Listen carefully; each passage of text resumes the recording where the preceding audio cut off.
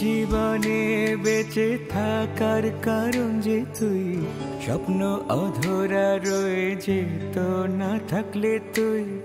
এই জীবনে বেঁচে থাকার কারণ যে তুই, স্বপ্ন অধরা রয়ে যেত না থাকলে তুই।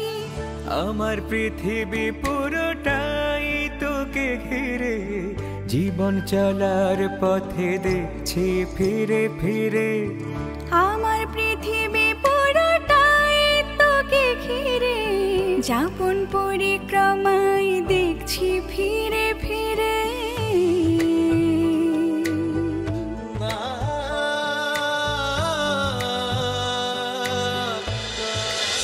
ঠিক এই সময় আমাদের এখানে একটা মেলা হয়, উৎসব, বড় হাটও আপনি বলতে পারেন। সেখানে পুতুল নাচ হয়, সার্কাস হয়, অনেক রকম দোকান বসে, খেলনা, গয়না, পুতুল।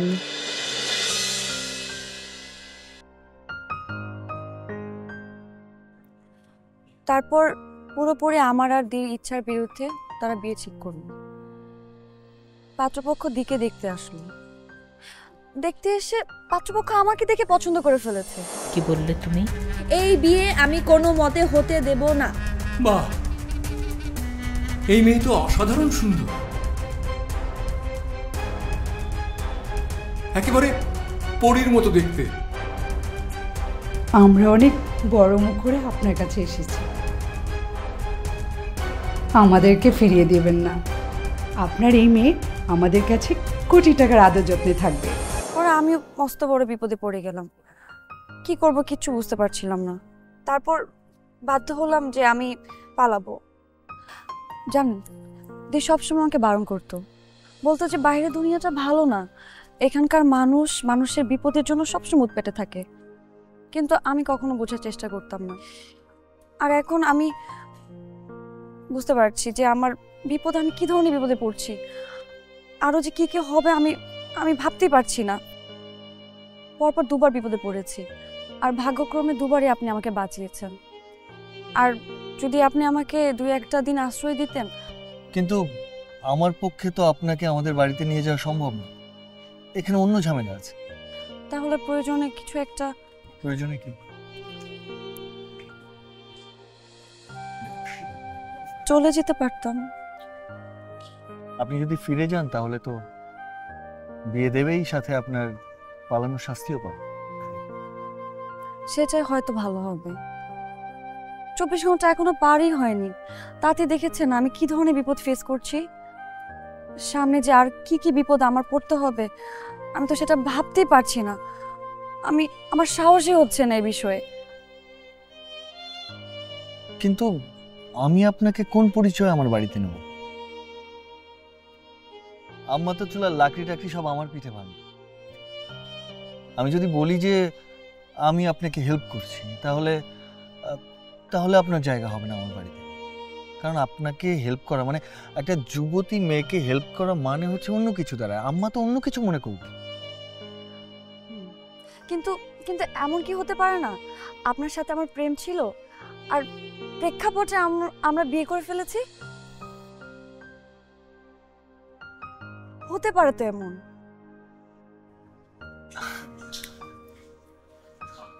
এটা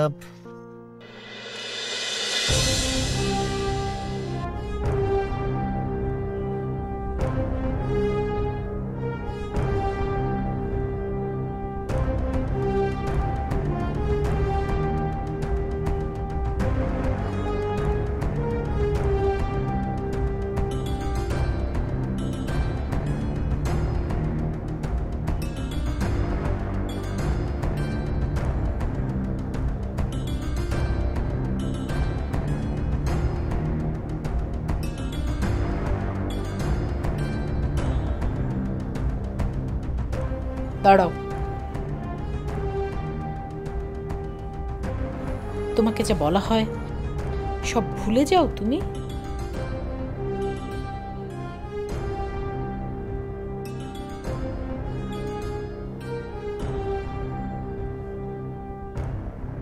কেন, কি হয়েছে আপা? আমি তোমার সাথে কথা বলছি না। ও না হয় বিদেশে থাকে, তুমি তো জমিদার বাড়ির নিয়ম কারণ সবকিছু খুব ভালো মতো জানো।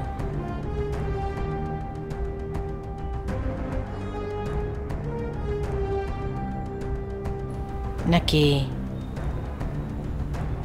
আকাশ ছোঁয়ার স্বপ্ন নিয়ে মাটিতে পা রাখতে ভুলে যাচ্ছ?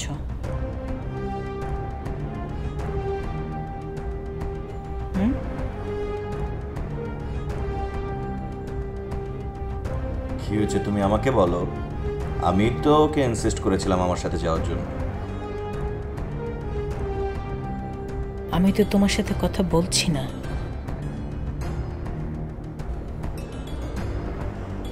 এখনো এই বাড়িতে জান্নাতুল ফেরদৌসের কথাই শেষ কথা।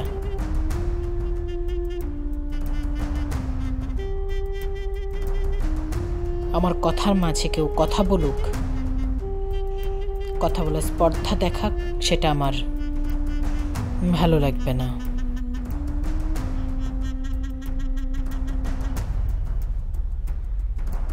ও জমিদার বাড়ির ছেলে, কিন্তু তোমাকে তোমার অবস্থানটা বারবার মনে করিয়ে দিতে হয় কেন বলো তো?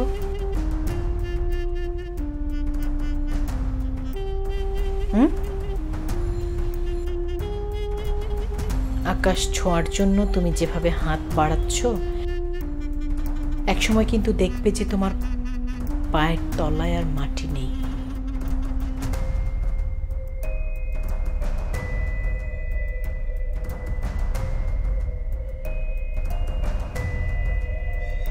আমি জমিদার বাড়ির ছেলে, তাই তো?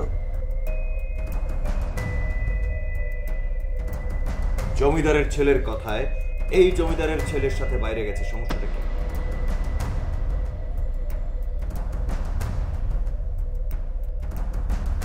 তোমার কথাই না হয় এই বাড়ির সবকিছু চলে, কিন্তু জমিদারের ছেলে হিসেবে আমারও তো কথার মূল্য থাকতে পারে, তাই না?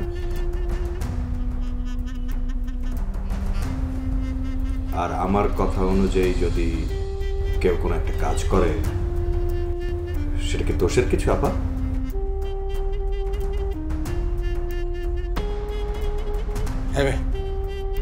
এখন একটা দাঁড়িয়ে আছো কেন? আজকে এই ভাই বোনের মধ্যে পরিস্থিতির জন্য তুমি দায়ী।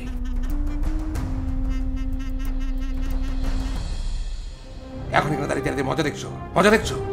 এই, আপনাকে কথা বলতে বলা হয়েছে এখানে?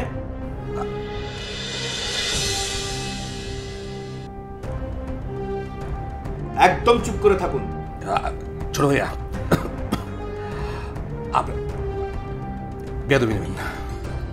এই মেয়ে আপনার কিভাবে ক্ষতি করছে আপনি বুঝতে পারছেন না।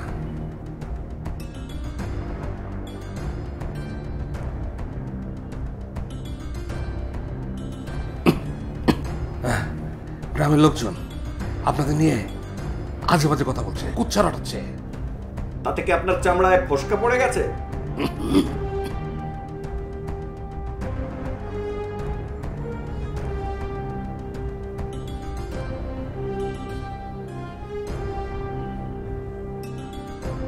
শিউলি, তুমি যাও এখান থেকে।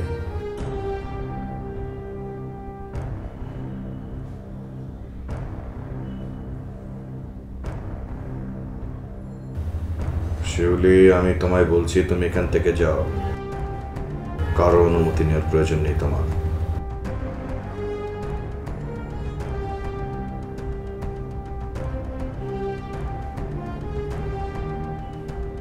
শিউলি, যাও তুমি।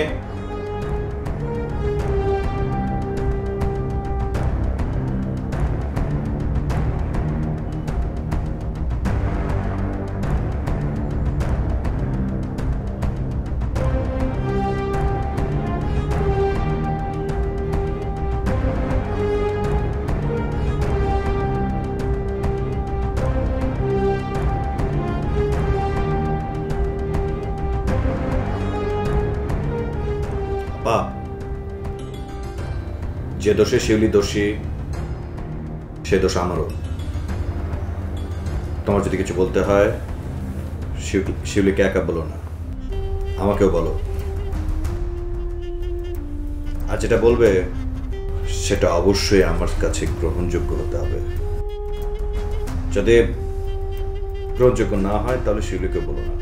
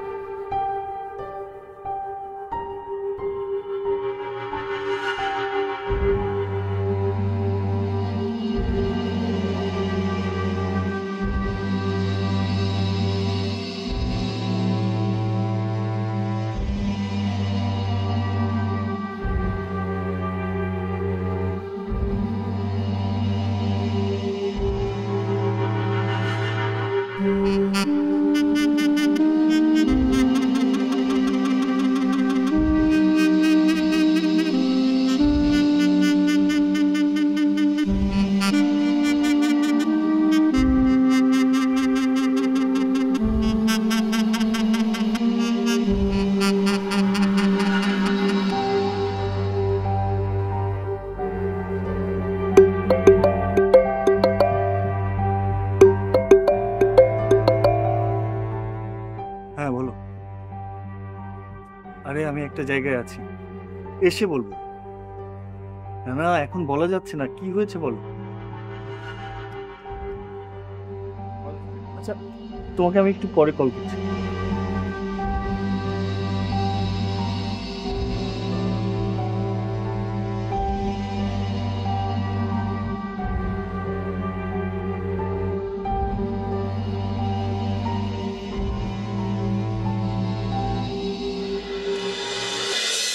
হ্যাঁ না ওই টেন্ডারটা এবার যেন আমি পাই। গতবার তো পাওয়া গেছিলেন, এর জন্য অনেক ধন্যবাদ। আমিও কিন্তু আমার কমিটমেন্ট ঠিক রাখছি, বুঝছেন না? আরে এসব টেন্ডার ছাড়া কি চলবে নাকি? টেন্ডার কাজ করি বলেই তো কোন রকম ডাল ভাত খেয়ে বাইচা আছি। হ্যাঁ অসুবিধা নাই, যেভাবে কথা হইলো সেভাবে কাজ হবে। আর একদিন আসেন, গরিবের বাড়িতে ডাল ভাত খেয়ে যাও। আচ্ছা ঠিক আছে।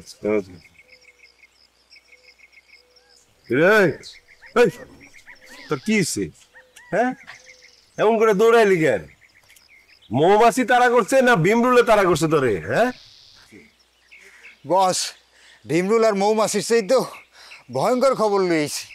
খবরটা শুই না আমি আমার নিজের কানে বিশ্বাস করতে পারি না। এখন আপনি পারবেন কি না আমার সন্দেহ আছে। হাঁপানি বন্ধ কর, খবর কর খবর কর খবর কর।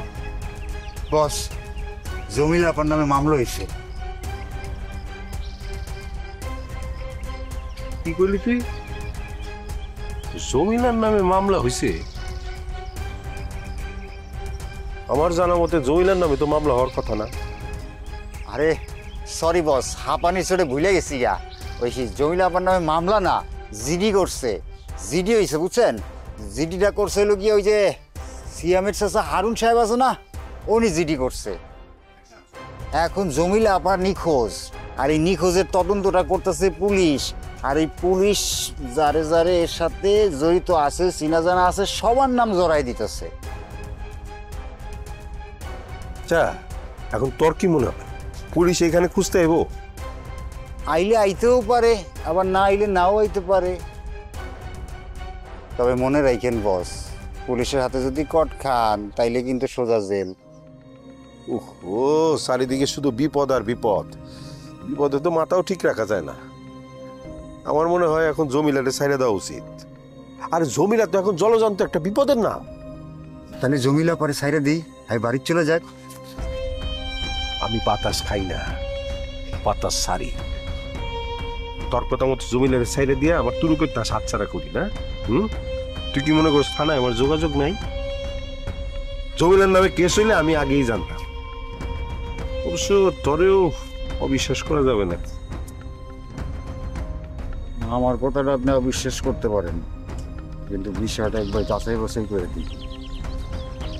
শোন, পুলিশ আমাকে কোনো কিছুই করতে পারবো না। আর জমিলার লগে আমি রাইতে কথা কমো, দেখবি পুলিশের কাছে গিয়া আমাকে নামে গুড রিপোর্টই দিব। চাস যা, আশেপাশে একটু খোঁজ খবর নিয়ে যা।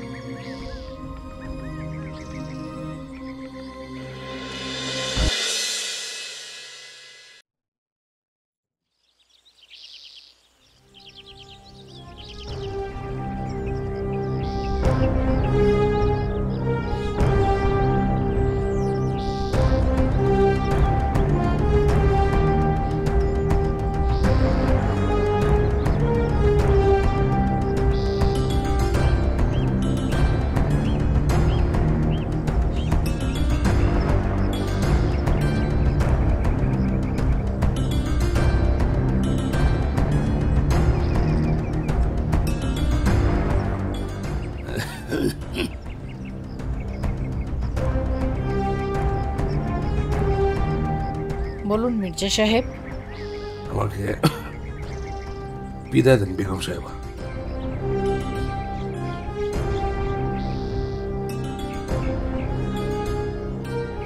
কেন বলুন তো, হঠাৎ কি এমন ঘটলো যে আপনাকে বিদায় নিতে হবে? নাকি আপনি সংসার ধর্ম ত্যাগ করতে চাইছেন? তেমনই কিছু একটা হবে বেগম সাহেবা। এই বাড়ির ভাত আমার উঠে গেছে।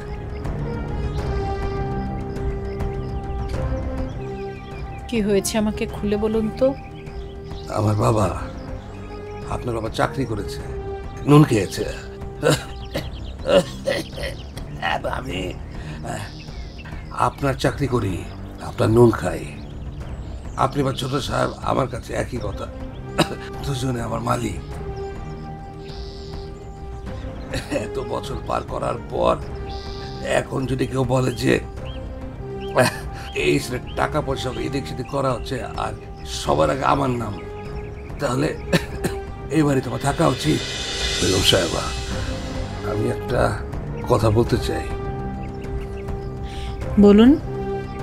বেগম সাহেবা, বয়স আমি আপনার চেয়ে অনেক বড়, আমার অভিজ্ঞতাও তাই বেশি। সেই অভিজ্ঞতা থেকে বলছি বেগম সাহেবা, ছোট সাহেব এক সময় না এক সময় জমিদারিতে বসবেন, এটা তো সবাই জানে। কিন্তু আপনি কি জানতেন তিনি এই জমিদারির বিষয় নিয়ে খোঁজ খবর শুরু করে দিয়েছে?